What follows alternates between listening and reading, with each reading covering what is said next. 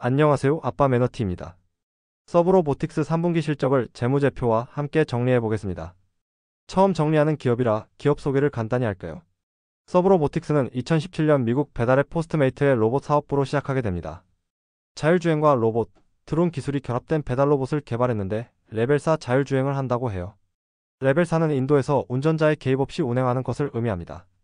포스트메이트가 2020년에 우버에 인수되고 2021년에 서브로보틱스는 포스트메이트에서 독립을 하게 됩니다. 그리고 2024년에 상장을 하게 되고요. 현재 주로 LA에서 음식 배달을 하고 있고 그 외 샌프란시스코 등에도 이루어지고 있습니다. 서브로보틱스는 우버와 엔비디아가 투자한 것으로 유명하다고 하네요. 우버의 경우 우버이츠가 차량과 운전자에 의존하고 있는데 향후 로봇을 도입하게 되면 정시 배송률이 크게 개선되고 차량 구입비, 인건비 등의 비용도 줄어들 것입니다. 엔비디아는 서브로보틱스가 최근 개발한 젠3 로봇에 자사 자율주행 칩 올인이 탑재되었다고 하네요. 상장 전 우버로부터 2025년까지 2,000대의 로봇을 공급하기로 했고 월마트 등에서 관심을 갖고 있습니다. 이제 실적을 볼까요? 연간 매출을 보면 23년이 22년보다 거의 2배라고 하지만 매출 규모가 엄청 작습니다. 원화로 3억도 안 되는 상황이네요. 여기에 비용은 20밀리언 달러가 넘게 나가고 있습니다. 연구 개발비가 가장 큰 비중을 차지하고 있어요. 분기로 볼 때 24년 1분기에는 갑자기 매출이 오르고 3분기에는 내려가는 모습을 보여줍니다.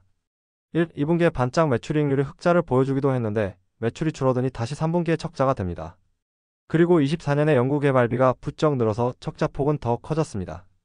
세부 매출을 보면 소프트웨어, 딜리버리, 브랜딩 수수료로 나눠집니다. 이 차트를 보면 24년에 갑자기 매출이 늘어난 이유를 알 수 있는데요.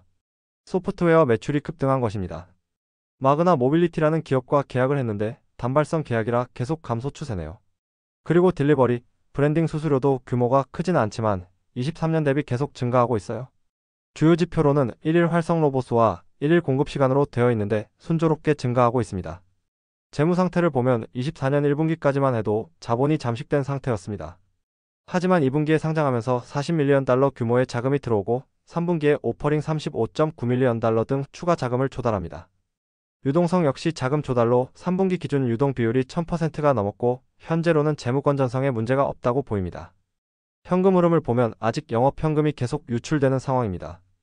연두색 점선을 보시면 자금은 꾸준히 조달받고 있는 것을 알 수 있어요. 주가를 보면 상장 후 초기에 주가가 급락한 것으로 나오는데 이건 스펙 상장으로 인한 것으로 보입니다. 초기에는 4에서 5달러를 유지했으나 7월에는 2달러대까지 내려갑니다.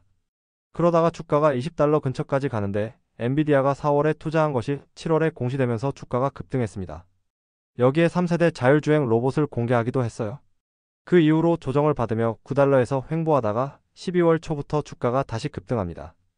1월 6일까지 계속 상승하다가 1월 7일 오퍼링 소식이 발표되고 나서 주가가 급락합니다. 여기에 미국 10년물 채권금리가 급등한 것도 주가 하락에 영향을 줬다고 보입니다. 24년 11월에는 아보카도 손질 로봇 오토카도를 개발한 배부를 인수했습니다. 이 인수로 배달 영역 외의 영역을 확장하게 되었어요. 우선 자금 조달을 받으면서 유동성을 높여놨는데 이제 매출을 높이는데 신경을 써야 될 듯합니다. 마그나 매출이 일시적으로 발생한 이후로 매출이 감소하고 있는데 새로운 매출이 나와줘야 될 듯하네요. 다만 최근 미국 10년물 국채금리가 너무 높다 보니 지금 같은 주가 상승이 어려울 수도 있을 듯합니다. 오늘 준비한 내용은 여기까지입니다. 처음 정리한 거라 많이 부족한데 4분기에 더 보완하도록 하겠습니다. 시청해주셔서 감사합니다.